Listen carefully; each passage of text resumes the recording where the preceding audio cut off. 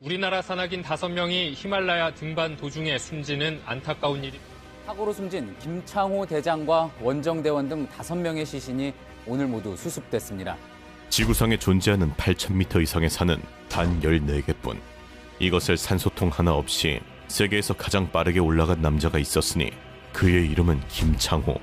산악계의 오스카상이라 불리는 최고의 영예의 상까지 한국인 최초로 수상한 전설의 산악인인데, 그런데 누구보다 실력이 좋았던 이 남자는 히말라야에서 가장 안전하다는 곳에서 잠을 자다 죽어버렸으니 그를 따라 나섰던 8명까지 모두 다. 이게 도대체 어떻게 된 일일까?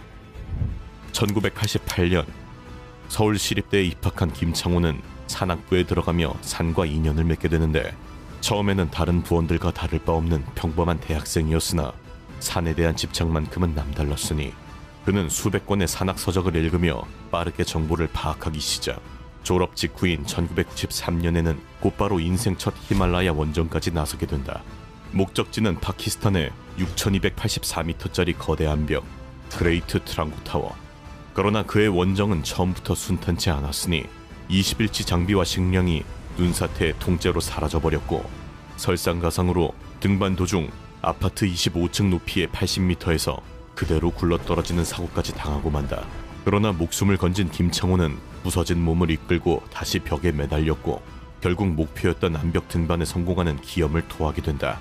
그러나 죽음을 불사하고 살아남은 그에게 돌아온 것은 등정 실패라는 오명. 벽 꼭대기에서 정상까지 남은 약간의 설사면을 오르지 않았다는 이유에서였다. 그러나 이 좌절은 오히려 김창호를 더욱 강하게 만들었으니 그는 이를 갈며 10년 동안 미친 듯한 훈련에 정진했고, 그리고 10년 뒤인 2003년 여름 기초 장비 몇 개와 라면 10개만 챙긴 채 다시 파키스탄으로 떠난다. 그 결과 인류가 한 번도 오르지 못한 6,000m급 봉우리 4개를 세계 최초로 모두 혼자 올라가 버린다. 그리고 80m를 추락해도 다시 올라가고 라면 10개로 세계 기록을 따는 이 남자에게 마침내 등산 끝판왕 8,000m급의 세상이 열리기 시작하였으니, 하지만 8,000m 위의 세계는 지상과는 차원이 다르다.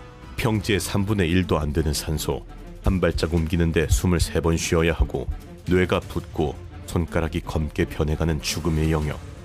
그러나 김창호는 2005년 난가 파르밧을 시작으로 무려 산소통도 없는 무산소 등반으로 지구 위의 거인들을 하나씩 정복해 나가기 시작. 그리고 마침내 도달한 14좌의 마지막 에베레스트에서는 또 한 번 상식을 벗어나는 길을 선택하게 되었으니, 김창호가 선택한 에베레스트 등반 방법은 바로 인도 겐지스강에서 출발하는 것.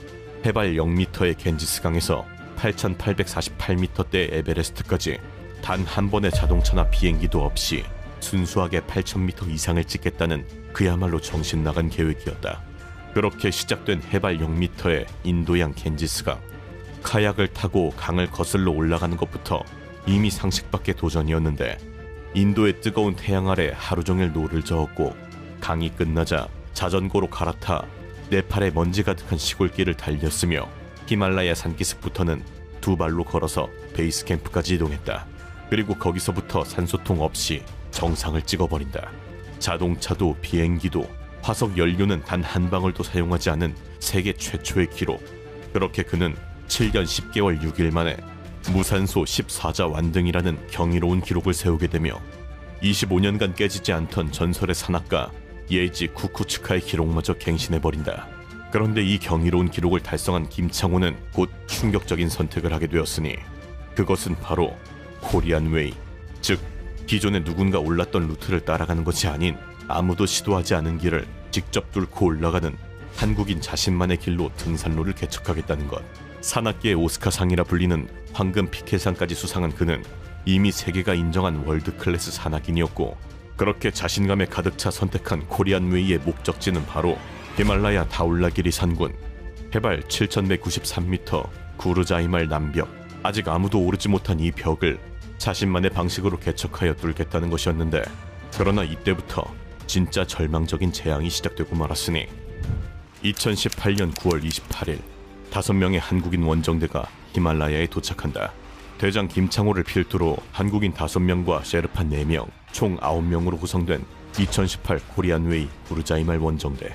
세계적인 산악인 김창호와 함께하는 여정인 만큼 순식간에 해발 3,500m 도달, 그곳에 베이스 캠프를 설치하게 된다. 8,000m급 산에서 3,500m의 베이스 캠프는 등반 중 가장 안전한 장소로 원정대의 집이나 다름없었던 것. 그렇게 집을 지은 원정대는 남벽 루트를 탐색하며 신루트 개척을 차근차근 준비하고 있었고, 누구보다 철저했던 김창호는 매일 등산 일지에 그날의 기록을 빠짐없이 남기고 있었다. 그러나 얼마 뒤인 10월 10일 남긴 기록을 끝으로 그의 기록은 영원히 끊겨버리게 되었으니 10월 12일 밤 해발 3,500m 베이스 캠프. 기온은 영하로 떨어졌고 바람이 평소보다 거세게 텐트를 흔들고 있었다.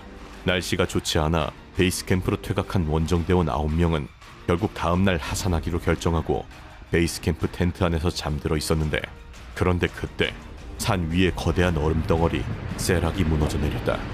그리고 수백 톤의 얼음이 절벽 아래로 떨어지는 순간 그 충격으로 시속 200km가 넘는 돌풍 에어로블라스트가 산 아래로 쏟아져 내려갔고, 극악의 확률로 김창호의 베이스 캠프를 그대로 덮쳐버리고 만다. 돌풍의 위력은 거목의 뿌리가 통째로 꼽혀 있을 정도였고, 텐트와 장비는 급경사면 아래로 300m 이상 휩쓸려 내려가게 된다. 잠들어 있던 9명에게는 눈을 뜰 시간조차 주어지지 않은 순식간에 일어난 상황. 다음 날인 13일 새벽, 네팔 경찰이 소형 헬기를 긴급히 띄웠으나 생존자는 없었다. 그저 여기저기 흩어진 채 발견된 9구의 시신만이 확인되었을 뿐. 그렇게 10월 17일 출국한 지 불과 20일 만에 김창호 대장을 비롯한 원정대원 모두가 싸늘한 주검이 된 채 한국 땅을 밟았다. 공항에는 유족들의 통곡이 울려 퍼졌고 산악계 전체가 추모의 물결에 잠기게 된다. 일각에서는 무모한 산행이 아니었느냐는 말도 나왔으나 절대 다수의 산악인이 단호하게 부정했는데, 김창호는 등정 중도, 하산 중도 아니었다. 가장 안전한 베이스 캠프에서 날씨 때문에 퇴각한 뒤 잠을 자고 있었고, 그 장소는 고도가 낮고 지극히 안전한 곳이었던 것. 세락 붕괴로 인한 돌풍이 베이스 캠프를 직격한 히말라야 역사상 전례 없는 사고. 산을 사랑했고 산에서 안전하게 돌아오는 것을 삶의 철학으로 삼았던 남자. 80m를 추락해도 다시 올라갔고 라면 10개로 세계 기록을 따냈던 그는 끝내 집에 돌아오지 못했다. 전설을 탄생시키고 전설의 목숨을 거두어가는 전 세계의 고산들. 그런데 사실 여기서 전 세계가 경악한 정말 충격적인 사건은 따로 있었으니. 히말라야 등정에 도전했다 끝내 돌아오지 못한 산악인들 90명이 넘는다고 합니다. 히말라야 등반에 나섰다 실종된 한국인 등반가 5명이 오늘 새벽 끝내 숨진 채 발견됐습니다. 세계에서 가장 높은 산 에베레스트. 이 에베레스트보다 사망률이 무려 4배나 높은 지옥의 산 K2. 파키스탄과 중국의 경계에 위치한 높이 8,611m의 고봉 K2는 불안정한 기후와 극악의 추위, 낭떠러지와 산사태가 즐비한 것으로 악명이 높은데, 등산 중 사망률만 무려 24%로 인류 역사상 정상에 도달한 사람이 단 306명밖에 되지 않는 현존하는 고산 지옥이다. 그러던 2008년 8월 1일 결국 이곳에서 최악의 비극이 터지고 만다. 한국의 경남 산악연맹 대원들은 K2 정복을 위해 6월부터 베이스 캠프에 진을 치고 고도 적응 훈련을 하고 있었고, 이 원정대는 김재수, 황동진 대장, 여성 산악가 고미영을 포함한 12명의 한국인 멤버로 구성되어 있었는데, 이 밖에도 세르비아와 프랑스, 노르웨이, 네덜란드, 미국, 그리고 소수 인원으로 이탈리아와 스페인, 아일랜드까지 총 9개 국가의 원정대가 이곳에 모여들게 된다. 얼마 뒤 대기 중인 이들에게 좋은 소식이 들려왔으니 바로 7월 28일부터 날씨가 좋아진다는 기상 정보. K2는 오직 날씨가 좋은 날에 오를 수 있기에 자주 오지 않는 좋은 기회였다. 그러나 K2는 아무리 날씨가 좋아도 90년대 전까지 2명 중 1명꼴로 등반 중 목숨을 잃는 극악의 장소였기에 9개의 원정대가 모두 힘을 모아 등정하기로 결정. 역할 분담을 위한 작전 회의가 열린다. 회의에서 가장 중요한 주제는 바로 8,000m 높이로 접어드는 캠프포에서부터 정상까지 구간에 대한 공략법이었는데, 바로 이곳에 등반 중 가장 위험한 구간인 보틀넥, 즉 병의 목처럼 좁고 가파른 협곡이 있기 때문. 특히 이 악명 높은 보틀넥 지점 바로 위에는 거대한 얼음 덩어리인 세락이 버티고 있었는데, 이 세락이 북불복으로 무너지는 사망률이 극도로 높은 구간이었다. 게다가 보틀넥을 지나면 횡단 절벽인 트래버스 구간이 나오는데 그 밑은 바닥이 보이지 않을 정도의 깊은 낭떠러지로 여기서 추락하면 100% 사망이기에 혹시라도 미끄러지지 않도록 로프를 설치하며 잡고 가야 했다. 이 구간을 통과하기 위해서는 총 800m의 로프가 필요했는데 네덜란드 400m, 이탈리아 200m, 한국이 200m를 캠프4까지 준비해 오기로 하였고 미국은 다른 용도로 사용할 고정 로프 250m를 가져오기로 결정한다. 그리고 대망의 8월 31일 K2 캠프4 지점에 9개의 국가 원정대가 모두 모이게 되었고 장비 점검 담당이었던 한국팀에서 로프를 모두 걷어 확인을 시작한다.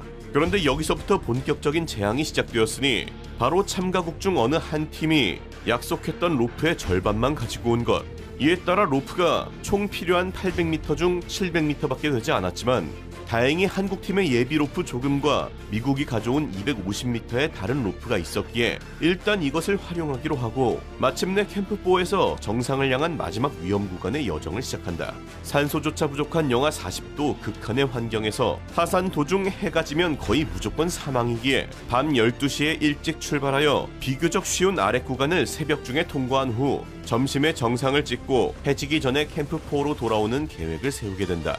그러나 출발 당일 한국팀의 내부 문제로 1시간이 지연된 새벽 1시에 출정을 시작하게 되었고 급히 서두르다 미국팀의 250m 로프마저 텐트에 두고 오는 실수를 하고 만다. 그렇게 시작된 등정, 로프를 두고 온 것을 모르고 있던 김재수 대장은 로프가 여유 있다고 판단, 캠프4에서 비교적 쉬운 처음 구간인 숄더 구간부터 로프를 여유 있게 설치해달라고 셰르파에게 요청하였고 이에 따라 셰르파 후세인은 처음부터 로프를 필요 이상으로 과하게 낭비하게 된다. 그리고 그렇게 도착한 지옥의 보틀넥 지점, 뒤늦게 로프가 부족하다는 것을 깨닫게 된 원정대는 하는 수 없이 한국팀 셰르파인 주믹과 네덜란드 셰르파 펜바에게 다시 내려가서 설치해놓은 로프를 다시 수거해와달라고 요청하였고 이 작업으로 무려 3시간이 지연, 총 4시간이 지체돼버리고 만다.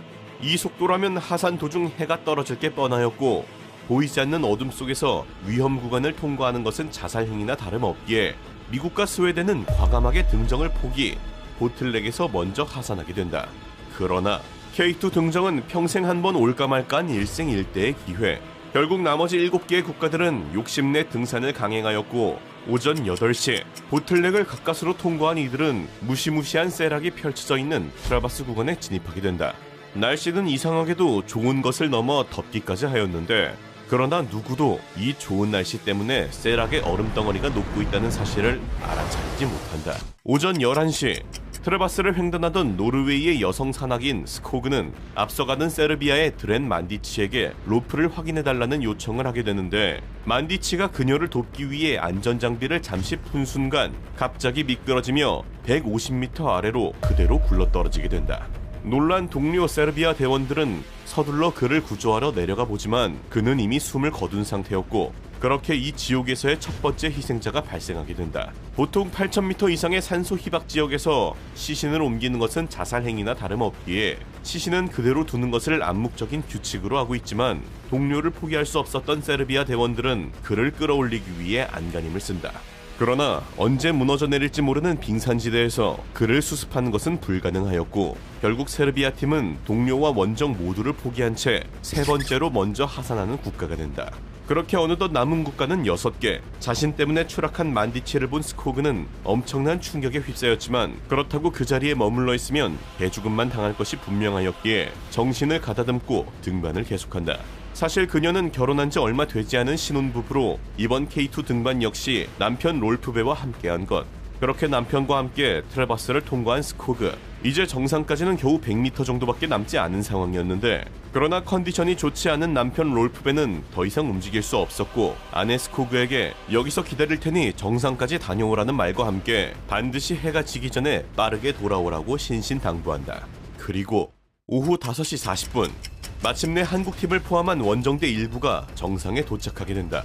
한국팀의 셰르파 주믹은 위성전화로 바로 그날 아들을 출산한 아내와 통화를 하였고 노르웨이의 스코그 역시 한국의 고미연과 함께 사진을 찍으며 정상 정복의 기쁨을 나눈 뒤 바로 하산한다. 보통 정상에 서면 사진으로 증거를 남기고 빠르게 하산하는 게 일반적이지만 이미 계획보다 5시간 이상 늦었음에도 불구 이상하게도 한국팀 일부는 하산하지 않고 있었는데 바로 같은 팀 멤버 김효경이 아직 올라오고 있었기 때문. 권투 선수 출신 산악가 김효경은 8000m급 등정이 처음이었고 그만큼 이번 K2 등반이 큰 의미가 있었기에 심각한 고산병에도 불구 마지막 체력을 다해 오르고 있는 것이었는데 그렇게 무려 1시간 30분이 지난 저녁 7시 10분 엄청나게 지친 상태의 김효경이 마침내 K2 정상의 모습을 드러냈고 그가 도착하자 남아있던 일부 한국팀 멤버는 그와 함께 하산을 시작한다. 그 뒤 순차적으로 프랑스의 우고 도바레스와 그의 셰르파 카림, 아일랜드 역사상 처음으로 K2 등정에 성공한 제라드 맥도넬, 그리고 60세의 이탈리아 산악인 마르코 콘포돌라는 저녁 8시가 돼서야 정상에 도착 후 하산하게 된다. 그러나 늦어도 너무 늦은 시간, 해가 저물자 본격적인 지옥이 펼쳐지게 되는데 영하 40도의 극한의 추위와 강풍에 마주하게 된 한국팀. 특히 김효경의 건강은 점점 악화되었고 그의 속도에 따라 한국팀의 하산 역시 더욱 더뎌지게 된다. 그 사이 남편 롤프베와 만난 스코그는 서둘러 트레바스를 내려가는데 롤프베가 앞장서고 스코그 역시 그의 뒤를 따르며 조심히 내려가던 중 갑자기 굉음과 함께 뒤에 있던 세락의 폭발. 롤프베는 순식간에 세락 얼음덩어리에 휩쓸려 두 번째 희생자가 된다. 바로 앞에서 남편의 실종을 목격한 스코그는 울부짖었고 엎친 데 덮친 격으로 이 세락의 붕괴로 인해 트레버스 구간에 설치해두었던 로프들까지 함께 파괴되어 사라져버린다. 결국 뒤따라오던 나머지 산악인들은 해발 8000m 데드존에 그대로 갇히게 되었는데 이제 그들은 어둠 속에서 로프도 없이 맨몸으로 트레버스를 내려가는 프리솔로를 하거나 아니면 영하 40도의 산소도 부족한 데드존 야외에서 밤을 새는 비박을 하거나 둘 중 하나의 목숨 건 선택을 해야 했다. 남편을 잃어 절망감에 휩싸였던 스코그는 위험을 감수하고서라도 하산을 강행, 어둠 속을 아슬아슬하게 내려가다가 중간에 떨어진 30m짜리 로프를 발견하고 그것을 활용하며 하강하여 무사하게 세락 지역을 통과하는 기적을 보여주게 된다. 한편 뒤따라 내려오던 한국팀은 먼저 내려오던 김재수, 고미영을 비롯한 대원들과 탈진한 김효경을 부축하며 함께 내려가던 황동진, 박경호, 세르파, 주믹 이렇게 두 그룹으로 나누어서 내려가고 있었는데 그 중에서도 신체가 한계에 도달한 김효경은 넘어졌다 뒹굴기 반복. 결국 새벽 1시경 급경사에서 구르며 밑으로 사라졌고 순식간에 동료를 잃은 황동진, 박경효는 충격에 빠지게 된다.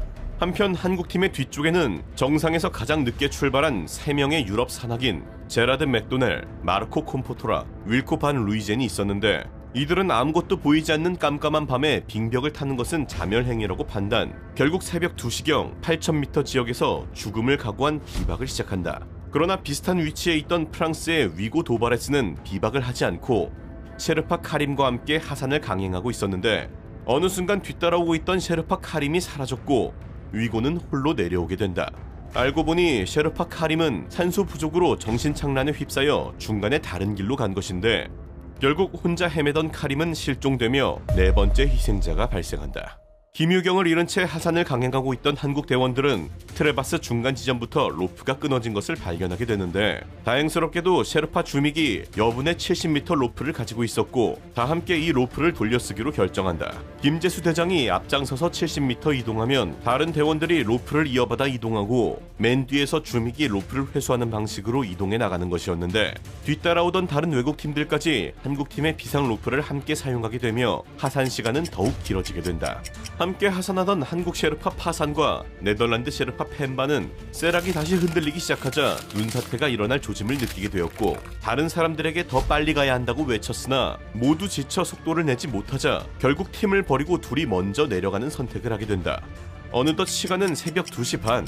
그 사이 김재수 대장과 고미영은 구사일생으로 트레바스를 통과하여 보틀레까지 내려왔고 그곳에 셰르파 없이 홀로 하산 중인 프랑스 산악인 위고와 스쳐 지나가게 되는데 그러나 얼마 뒤 위고는 탈진으로 인해 길을 잃게 되었고 결국 그대로 실종되게 된다.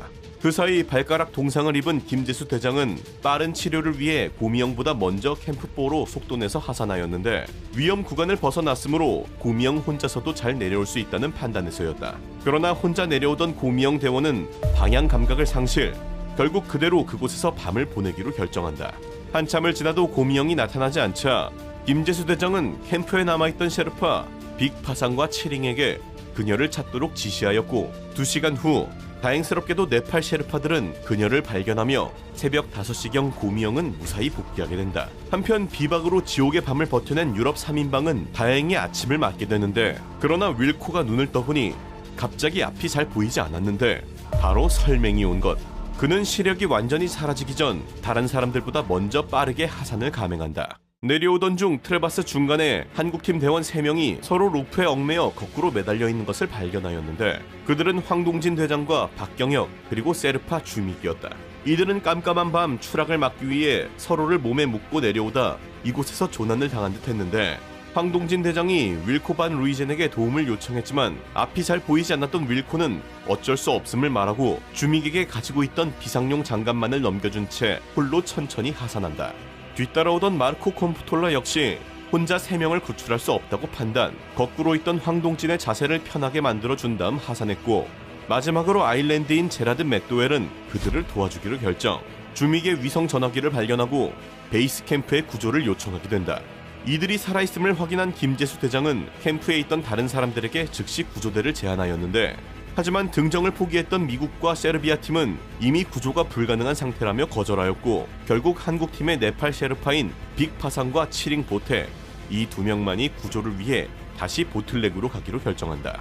그러나 먼저 일찍 하산했던 셰르파 파상과 펜바는 현재 세락 붕괴 위험이 있으니 절대로 가지 말라고 경고하였는데, 그럼에도 불구 빅 파상과 치링 보테는 공경에 처해 있는 한국팀과 셰르파 주믹을 구조하기 위해 올라간다. 그들은 올라가다가 손과 무릎으로 기어 내려오는 마르코 콤포트를 발견하고 도움을 주는데, 그렇게 데드존에서 36시간을 버틴 그는 결국 구조된다. 트레바스 지역까지 올라온 빅파산과 치링 보테는 결국 탈진한 황동진, 박경효, 그리고 주믹을 구출해냈고, 그들에게 산소를 공급한 뒤 다시 함께 내려오게 된다. 그때까지 그들 곁에서 도움을 주고 있었던 제라드 맥도웰을 포함한 총 6명의 원정대는 결국 보틀렉 하단까지 무사히 내려오게 되었고, 이 지옥의 여정이 마침내 끝나는가 싶었는데, 그러나 낮 12시 30분 갑자기 상단 세락에서 굉음과 함께 또다시 얼음 기둥이 터지고 말았고, 결국 이 붕괴로 인해 맨 뒤를 따르던 제라드 맥도웰이 얼음 덩어리에 맞아 희생당하게 된다. 그리고 5분 후 근처에서 다시 대형 눈사태가 일어나며 황동진, 박경효, 전날 아버지가 된 셰르파 주믹, 그리고 구조하기 위해 올라온 빅 파상까지 모두 순식간에 희생되었고, 이 눈사태에서 살아남은 건 셰르파 치링 보테 단 1명이었다.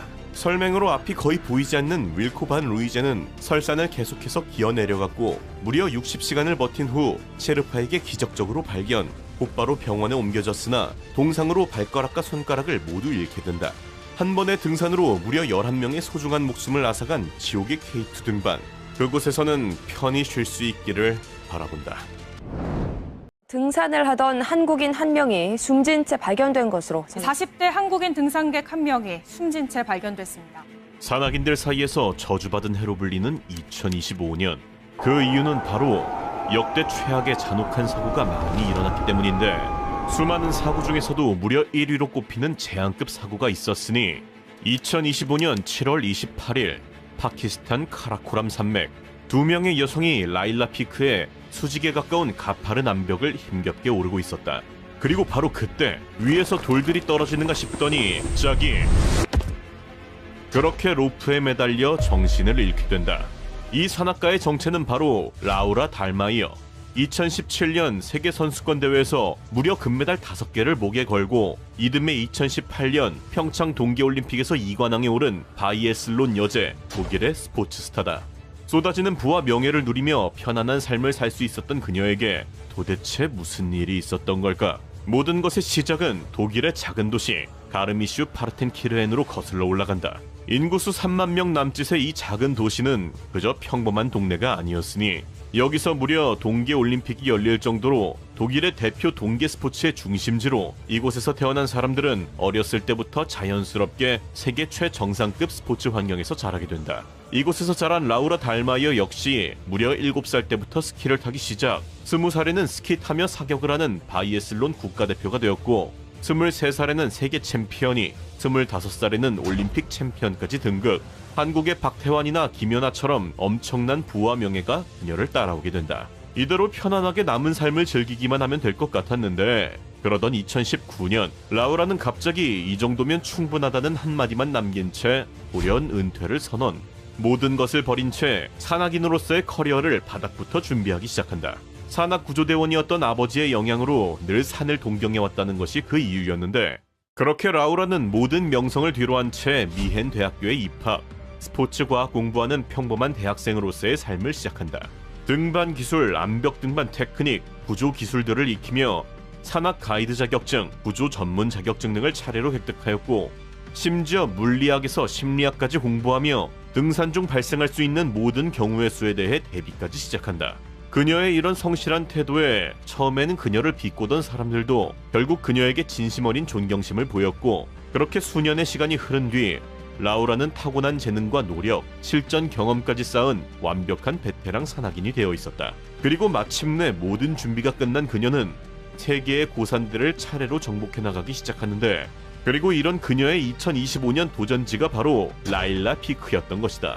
파키스탄 카라코룸 산맥에 위치한 라일라 피크는 창처럼 엄청나게 뾰족한 모양답게 거의 수직에 가까운 엄청난 경사를 기어 올라가야 하는 극악의 난이도로 유명한데, 그러나 타고난 재능에 노력까지 합쳐진 그녀의 실력은 이미 충분하였고, 마침내 7월 28일 라우라는 그녀의 파트너 마리나 크라우스와 함께 등반을 시작한다. 두 사람은 빠르고 정확하게 점차 고도를 높여갔고 순식간에 5,000m, 5,500m, 5,800m 지점까지 돌파하게 된다. 이대로라면 완등은 사실상 확정이나 다름없어 보였는데, 그러나 그때 누구도 예상치 못한 정신나간 변수가 발생하기 시작하였으니 바로 2025년 여름 들이닥친 사상 초유의 폭염. 이 따뜻한 날씨는 수백 수천 년간 얼어있던 산의 눈과 얼음들을 녹여버리며 그 안에 있던 돌들까지 봉인 해제시키고 만다.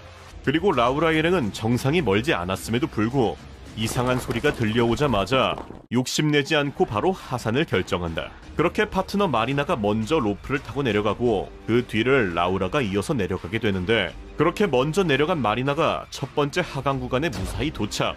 라우라도 로프를 타고 내려가고 있는 도중 갑자기 거대한 바위가 순식간에 라우라를 덮친다. 충격에 빠진 마리나는 절규로 라우라를 불러보지만 돌아오는 대답은 없다. 그러나 다시 바위들이 쏟아지기 시작하였고, 바로 냉정하게 움직이지 않는다면 둘 다 개죽음만 당할 것이 분명하였기에 마리나는 구조대를 불러오기 위해 미친 듯이 내려간다. 그렇게 정신없이 도달한 5,500m의 베이스 캠프에서 그녀는 구조 신호를 보냈고, 다행히 곧바로 구조대가 꾸려지게 된다. 그러나 기상 상황 때문에 헬기는 뜨지 못하는 상황이었고, 산악인 4명에 짐꾼 2명으로 구성된 6명의 지상 구조대가 먼저 출발하게 되는데, 그러나 라우라가 있는 곳은 무려 5,700m의 고산 지역. 구조대가 신속하게 올라갔음에도 도착하기 전에 이미 어둠이 찾아오고 만다.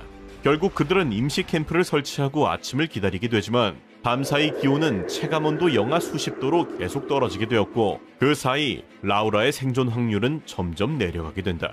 다음날 아침, 날이 밝자마자 구조대는 다시 등반을 시작하였고, 드디어 그녀에게 가까워져 가는가 했으나 또다시 낙석이 미친 듯이 쏟아지기 시작한다. 그녀에게는 도저히 접근조차 불가능한 상황. 그 사이 마침내 구조 헬리콥터가 이륙하였고, 헬기가 조심스럽게 라우라에게 접근을 하였으나 이미 생명의 흔적은 보이지 않는다. 결국 그녀는 사망한 것으로 판단. 7월 29일 구조작전은 중단되게 된다.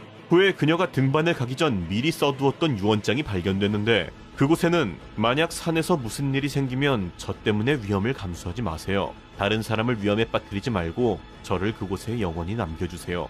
라는 말이 남겨져 있었고, 그렇게 마지막까지 독일의 영웅이었던 그녀는 그곳에 영원히 홀로 남겨지게 된다. So gut wie es geht alles andere drumherum ausblenden und 모든 것을 걸고 정상에 올라도 살아서 내려가는 걸 허락해주지 않는 세계의 고산들. 사람들은 그저 운이 나빴다, 실수였다고 말하지만 진짜 이유는 그런 단순한 말로는 설명되지 않는다. 왜냐면 에베레스트같이 세계 최정상급 고산에는 사람을 죽음으로 몰고 가는 보이지 않는 적들이 실제로 존재하기 때문인데, 그 중에서도 가장 먼저 살펴볼 것이 바로 산악인 조지 말로리. 그는 산을 오르는 이유는 산이 거기에 있기 때문이다 라는 명언을 남긴 주인공인데, 말로리는 과거 1924년 에베레스트를 오르다가 실종되었고, 그 후 수십 년 동안 실종 상태로 남아있었는데 1999년 에베레스트 정상 부근에서 마침내 그의 흔적이 발견되었다고 한다. 실종된 줄 알았던 레전설이 이 소름 끼치는 얼음 속에 약 70년 동안 파묻혀 있었다는 거다. 아무튼 지금도 에베레스트 산을 올라가는 사람들은 좋든 싫든 이 사람들 옆을 지나가야만 한다는데, 수십 년 동안 이곳에 파묻혀 있는 그들의 모습을 보고 있으면 누구나 자연스럽게 나도 이렇게 되는 거 아니야 라고 생각하게 되기 때문에 이거 알고 보면 굉장히 소름 끼치는 일이라고 한다. 특히나 현재는 전 세계적으로 온난화 현상이 극심해지며 지난 수십 년간 꽁꽁 얼어있던 이들이 천천히 녹아내리기 시작. 등산로 근처에서 풀풀 냄새를 풍기며 썩어가고 근처 환경을 오염시키기도 한다는데, 이 정도면 에베레스트가 아니라 세계에서 가장 높은 공동묘지라고 불러야 할 정도다. 그러나 여기서 댓글을 보면 저기서 희생당한 건 차라리 잘된 일이다 라는 말도 있다. 왜냐하면 겨우겨우 살아남은 사람 중 평생에 걸쳐 끔찍한 후유증으로 지독하게 고통받는 사람이 있기 때문. 그 대표적인 사례가 바로 백 웨더스 되시겠다. 백 웨더스는 에베레스트 등반에 도전했다가 코 일부와 그리고 양손까지 심각한 동상에 걸려 잘라낼 수밖에 없었다고 한다. 그는 전문 산악인이 아니었지만 언젠가 한 번쯤 에베레스트를 올라가 보고 싶다는 꿈이 있었고, 그렇게 1996년 전문 산악인들의 도움을 받아 에베레스트 등반에 도전하게 되었는데, 문제는 하필 그가 등반에 도전한 날 역대급 기상악화가 시작되며 그만 사고가 터지고 말았던 것. 다행히 그는 목숨은 간신히 건졌지만 끔찍한 동상에 걸려 신체 일부를 영원히 잃어버리는 비극을 맞았다. 백 웨더스가 에베레스트에 도전한 90년대에는 전문가들의 도움을 받아 에베레스트 정상까지 등반한 뒤 기념사진을 찍고 내려오는 게 일종의 유행이었다고 하는데, 많은 사람들이 이 유행에 무분별하게 휩쓸리다 보니 에베레스트의 위험성을 무시하고 멋대로 등산에 도전, 그 후 비극적인 결과를 맞고 냈다고 한다. 웨더스가 평생 안고 가야 하는 이 치명적인 부상은 결국 일반인이 준비가 전혀 안 된 상황에서 역대급 산 에베레스트에 도전하면 어떻게 되는지 그 결과를 아주 섬뜩하리만치 보여준다고 할 수 있다. 그런데 여기서 이 섬찟한 이야기를 본 사람들은 에베레스트 위험하다 라는 댓글을 남기기도 했지만, 정반대로 위험하기 때문에 아름답다 라는 댓글을 남기기도 했다. 그리고 실제로 위험하고 아름답다 라는 그 말을 100% 보여주는 에베레스트의 명물이 있었으니 그게 바로 크레바스 되시겠다. 여기서 크레바스란 빙하에 생긴 거대한 틈을 말한다. 이 크레바스를 보고 있으면 빙하 그 자체의 비주얼이 그대로 들여다보이기 때문에 정말 신비롭다는 생각이 절로 든다는데, 그러나 이 녀석 알고 보면 지난 수백 년 동안 수많은 산악인들을 집어삼킨 지옥의 구덩이, 자연 속의 천연함정 그 자체라고 한다. 이 신비한 크레바스는 평소에는 위에 하얗게 눈이 덮여 있어서 아무리 경험이 많은 베테랑 산악인이라고 해도 녀석을 발견하는 게 어마어마하게 어렵다고 한다. 그러니 평범하게 산을 올라가다가도 갑자기 이렇게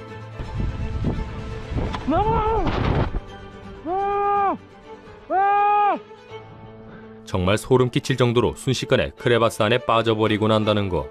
특히 크레바스 같은 경우 그 깊이가 최소 수십 미터에 최악의 경우 수백 미터에 달하기에 한번 빠진 다음에는 거기서 탈출하는 건 그냥 불가능 그 자체라고 한다.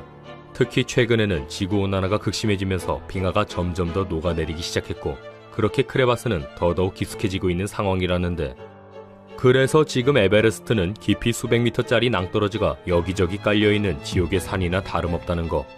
이 공포를 이겨내고 지금도 등반에 도전하는 산악인들을 진심 리스펙하게 되는 순간이다. 그런데 여기서 또 한 가지 아주 충격적인 사실을 알려주겠다. 바로 에베레스트에 있는 이 사람들이 언젠가 부활할 수도 있다는 썰이다. 그 증거를 보여주는 주인공 진 힐리어드. 이 사진을 보고 이거 죽은 사람 아니야? 라는 생각이 들었을 거다. 하지만 놀랍게도 이 사람 지금까지도 쌩쌩하게 살아있다는 거. 진 힐리어드는 1980년 12월 20일 차를 타고 집에 가던 중 빙판길에 미끄러지는 사고를 당한다. 이 사고로 자동차는 완전히 박살이 났지만 진은 간신히 목숨을 구한 상황. 하지만 당시 날씨는 무려 영하 30도에 달하고 있었기에 차 안에 그대로 남아있다간 동사할지도 모르는 순간이었다. 그래서 진은 자동차 밖으로 탈출. 자기를 도와줄 사람을 어떻게든 찾아 걸어가다가 그만 추위를 이기지 못하고 그 자리에 쓰러져 버리고 말았다고. 눈보라가 휘몰아치는 영하 30도 바깥에서 쓰러져 버린 그녀는 다음날 결국 이렇게 꽁꽁 얼어버린 채로 사람들에게 발견되고 말았다. 꽁꽁 얼어버린 진을 목격한 사람들은 그녀가 돌아올 수 없는 강을 건넜다고 생각. 그녀를 급히 병원으로 옮겼지만 결국 진은 심장도 뛰지 않았고 호흡도 멈춰 있었기 때문에 안타깝게도 사망 선고가 내려지게 되었다. 그러나 며칠이 지난 뒤 진은 갑자기 눈을 뜨고 다시 완벽하게 살아나 버렸다고 한다. 심지어 그녀는 그 어떤 후유증도 없었고 수십 년이 지난 지금은 이 사건에 대해 평온하게 인터뷰를 할 정도로 건강을 100% 회복하는 데 성공했다는데, 진 hilliard가 어떻게 이런 모습에서 다시 이런 모습으로 완벽하게 건강을 회복할 수 있었던 건지 그 비밀은 여태까지 누구도 알아내지 못했다고. 산이 많은 우리나라. 등산은 남녀노소 공로의 취미다. 그러나 이거 하나 알아둬라. 등산로 입구를 제대로 살피지 않았다간 금지구역에 들어가 목숨까지 잃게 되는 봉변을 당할 수 있다는 것.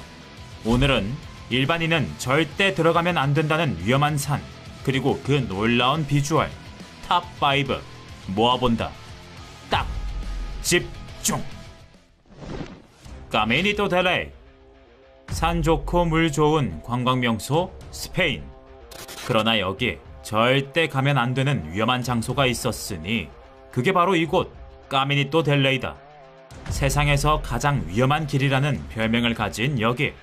그만큼 가파른 절벽에다 안전망도 없는 역대급 등산길로 유명한데, 유일하게 발에 디딜 수 있는 길은 폭이 30cm도 안 돼 보이고 심지어 구멍이 뻥뻥 뚫려서 1000m 아래 땅이 훤히 보인다. 걸어서 지나가는 게 아예 불가능해 보이는 구간도 있는데, 이 정도면 사실 등반이라고 하기도 뭐하다. 그냥 목숨 걸고 도박을 하는 수준이다. 아무튼 명색이 등산로면서 길이 이렇게나 위험한 이유, 그건 여기가 처음 생길 때 사실 등산 목적으로 만들어진 게 아니었기 때문이다. 까미니토 델레이는 100년 전 스페인 최초의 수력발전소를 짓기 위해 급조한 길이란다. 공사를 하기 위해서 급하게 만들다 보니 그만큼 대충 만들 수밖에 없었는데, 이 살벌한 비주얼은 바로 그 부실 공사의 결과였던 것.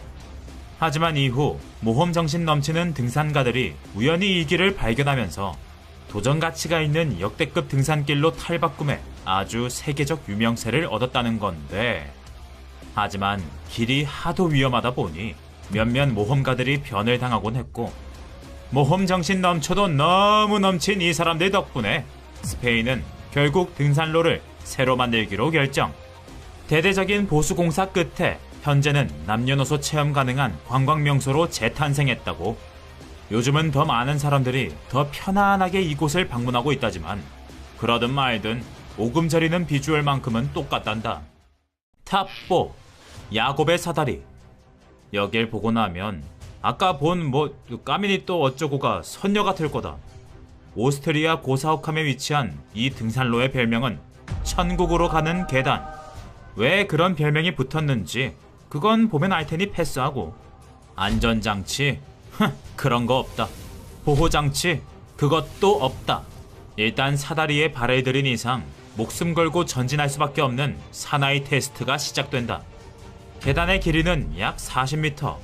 그러나 고작 40m밖에 안 되는 계단을 오르는 동안 몇천 미터짜리 산도 우습게 오르던 등반가들조차 공포를 느끼곤 한다고.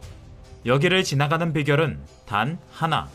절대 아래를 쳐다보지 않는 것이라는데, 이들이 이렇게까지 애를 쓰며 계단을 오르는 이유, 그건 지구 인구 70억 명 중 단 0.1%만이 볼 수 있다는 이 아름다운 정상 풍경을 보기 위해서라고. 물론 나는 이 풍경보다 내 목숨이 더 소중할 것 같지만 말이다. 탑3 장공잔도. 높은 절벽에 아슬아슬하게 매달린 등산로. 이 숨막히는 녀석을 전문용어로 잔도라고 한다. 그리고 이 잔도의 끝판왕은 옆나라 중국에 있다. 이곳은 중국 화산, 일명 오악이라고 불리는 명산 중의 명산. 여기 위치한 장공잔도가 바로 세상에서 제일 위험한 등산로다. 높이가 2400m나 되는 화산 절벽에 간신히 매달린 나무판 쪼가리. 이 불안정한 발판을 밟고 지나가는 사람들을 보자니 없던 고소공포증도 생길 지경. 발 한번 삐끗하면 그대로 떨어질 것 같은 위태로움이 그야말로 인간 본연의 공포심을 자극한다. 그러나 이 생지옥을 체험하겠다고 전 세계에서 관광객들이 몰려든다니 인간은 참 알 수 없는 존재다. 근데 이렇게나 관광객이 늘어나니 발생한 한 가지 문제. 안 그래도 좁은 길에 사람까지 드글드글 하니 여기선 후진이 아예 불가능하다. 그러니까 이 잔도에 한번 발을 들였다간 중간에 아무리 포기하고 싶어도 절대 뒤로 갈 수 없고 그저 끝까지 가는 수밖에 없다는 것. 이쯤 되면 이 황당한 길을 대체 누가 만든 건지 궁금해지는데, 전설에 따르면 이 길은 지금으로부터 무려 700년 전 한 도사가 속세를 완전히 떠나 돌을 닦기 위해서 만든 것이라는데, 실제로 장공잔도 근처에는 도사들이 수련하던 동굴이 많아서 이 전설은 매우 신빙성이 높다고 한다. 이 말을 들으니 갑자기 이 산이 신비롭게 느껴지지만, 그럼 사람들이 열심히 지나다니는 이 다리, 이거 700년이나 됐다는 건가? 탑2. 설악산 용화장성. 절대 가면 안 되는 공포의 등산로, 우리나라에도 하나 있다. 강원도 설악산에 위치한 용화장성이 바로 그 주인공. 이름에 용이 들어가는 이유, 그건 산 자체가 날카로운 용의 이빨을 닮아서 그렇다는데, 이름답게 등산 난이도는 최악의 최악이라 산이 아니라 거의 절벽인데다가 그마저도 굉장히 날카로워서 잡는 것도 어렵단다. 심지어 안전장치 하나 없기 때문에 믿을 건 자기 자신의 맨손밖에 없다는데, 정작 우리나라 등산가들은 이 악조건을 스릴 넘치게 즐긴다는 게 반전이다. 실제로 국내 등산인들 사이에서는 이 용화장성을 통과해야만 진정한 산악인이라는 소문이 있을 정도. 그래서 이 바위엔 언제나 사람들이 넘쳐난다. 나는 보기만 해도 무서운데 말이다. 근데 아무리 등산길이라지만 이 정도로 위험하다면 금지라도 시켜야 할 것 같은데, 여기서 반전. 용화장성은 이미 등반이 금지됐다는 거. 여길 오르는 등산객들은 전부 다 불법 등반 중이라는 거다. 용화장성의 스릴이 입소문을 타고 유명해지면서 다들 CCTV를 피해서 몰래 이 등산로로 진입. 그렇게 불법 등반을 하다가 큰일을 겪는 경우가 많다는데, 대부분 나이 지긋한 형님들일 테니 내가 뭐라 말은 못하겠다만, 형님들 그래도 등산보다는 목숨이 먼저 아닙니까? 탑1. 미스터리 등산로. 등산로에 구멍이 뻥 뚫린 이 미스터리한 사진. 이건 현재 전세계 인터넷을 뒤흔든 주인공이다. 자연적으로 생겨났다기엔 너무나 완벽한 동그라미. 게다가 하나가 아니라 수십 개가 동시에 발견되는 바람에 더욱 충격을 몰고 왔다는데, 외계인이 만든 포탈이다, 사이비 종교 단체의 흔적이다. 수많은 썰들이 폭발하는 사이 구멍의 정체가 밝혀지고 말았으니, 알고 보니 이거 한 예술가의 예술작품이었다. 이 동그란 입구를 뚫은 주인공 안티 라티넨. 그는 자연에다가 뻥 뚫린 구멍을 전문적으로 만드는 아티스트다. 그리고 이런 해괴한 작품을 만드는 데에는 다 이유가 있었으니, 안티 라티넨, 그는 어렸을 적 꿈을 꾼 적이 있었단다. 그리고 그 꿈에서는 거대한 구멍이 뻥 뚫린 숲이 나왔었는데, 그는 이 놀라운 장면을 잊지 못한 나머지 평생 꿈속에서 본 그 장면을 똑같이 만들고 있는 거라고. 예술이고 꿈이고 다 좋은데 인간적으로 이건 너무 무서운 것 같다. 왠지 안에서 꼭 뭐가 나올 것 같잖아. 목숨이 오가는 위험한 등산길을 거리낌 없이 올라가는 사람들. 심지어 여기서 멈추지 않고 불법까지 저지르며 도전하는 사람들. 이런 걸 보면 인간의 모험 정신은 끝이 없다는 생각이 들지만, 그래도 들어가지 말라는 곳엔 안 들어가는 준법 정신도 그만큼 중요하다는 게 내 의견이다. 생각해보면 하지 말라는 걸 하면 꼭 안 좋은 결과가 있더라고.